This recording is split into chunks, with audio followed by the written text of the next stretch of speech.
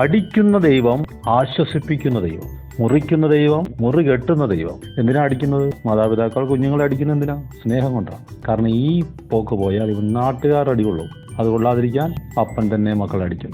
മുറിക്കുന്നത് എന്തിനാണ്? ശരീരം പഴുത്തു വരികയാണ്. ഇപ്പൊ മുറിച്ച് പഴുപ്പെല്ലാം കളഞ്ഞില്ലെങ്കിൽ അത് ചിലപ്പോൾ കാല് തന്നെ പോകും, കൈ തന്നെ പോകും, തല തന്നെ പോകും. അതുകൊണ്ട് മുറിക്കുന്നു, മുറി കെട്ടുന്നു.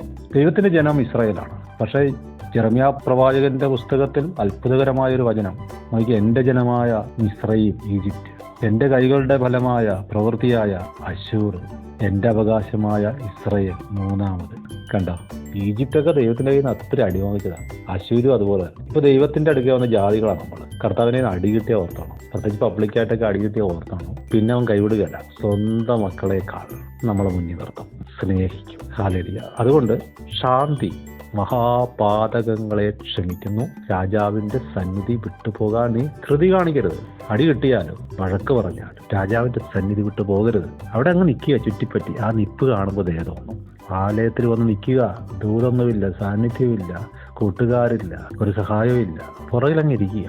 സഭയുടെ തലയായവൻ, ഭൂമിയുടെ ഉടമയായവൻ അവൻ കടാക്ഷിക്കും. കുറച്ചാൾ കഴിയുമ്പോൾ നിന്റെ നിപ്പ് കാണുന്നുണ്ട്, അവന് തോന്നും. വിട്ടുപോകരുത്.